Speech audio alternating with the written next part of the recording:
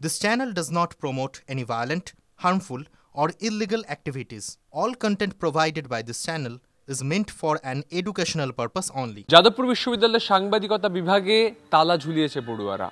অন্যদিকে আন্তর্জাতিক সম্পর্ক বিভাগে পিএইচডি অ্যাডমিশনে ব্যাপক দুর্নীতির অভিযোগ। সবকিছুর মধ্যেই যাদবপুর বিশ্ববিদ্যালয়ের ছাত্র সংঘর্ষ, এসএফআই এবং ডিএসএফ এর মধ্যে সংঘর্ষের জেরে আহত অনেক পড়ুয়া। যাদবপুর বিশ্ববিদ্যালয় রাজ্যের গর্ব। এই 5 তারা বিশ্ববিদ্যালয় কেন এই ধরনের পরিস্থিতির শিকার হতে হচ্ছে? বিশ্ববিদ্যালয়ের ক্যাম্পাসে কেন অরাজকতা চলছে? কারা নৈরাজ্য সৃষ্টির চেষ্টা করছে স্বপ্নের যাদবপুরে? প্রশ্নগুলো যখন উঠছে তখন অধ্যাপকরা একে অন্যের দিকে আঙুল তুলছেন। মাননীয় উপাচার্য, যাদবপুর বিশ্ববিদ্যালয়ের কাছে আমাদের আবেদন, আপনি আরো বলিষ্ঠ পদক্ষেপ নিন, কারণ এখানে থ্রেড সিন্ডিকেট অ্যাক্টিভ হয়ে গেছে।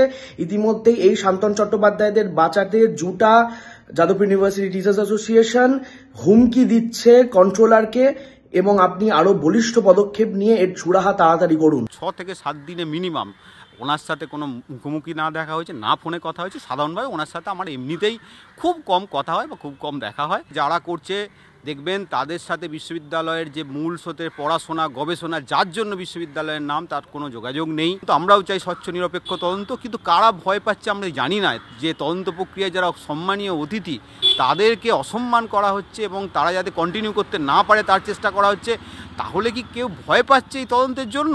সেটাও কিন্তু বিশ্ববিদ্যালয় কর্তৃপক্ষের দেখা উচিত, এবং কারা অসম্মান করলো, বিশ্ববিদ্যালয়ের সম্মান নিয়ে ছিনিমিনি খেললো, তাদেরও কিন্তু দেখা উচিত।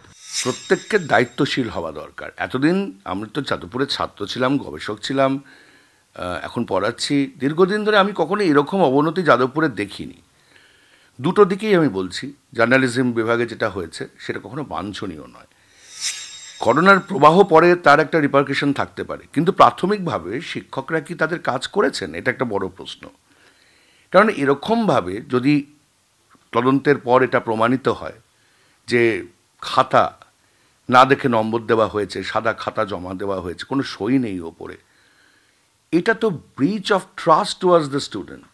ইউনিভার্সিটি পয়সা নিয়ে এই দায়িত্ব নিয়ে তাদের পড়াশোনা এবং ডিগ্রি দেওয়ার দায়িত্ব নেন, তাদের মূল্যায়ন করার দায়িত্ব নেন। সেই মূল্যায়নটা যদি না হয় তাহলে কিন্তু ইটস আ ব্রিচ, এটা কিন্তু আইনত দণ্ডনীয় অপরাধ।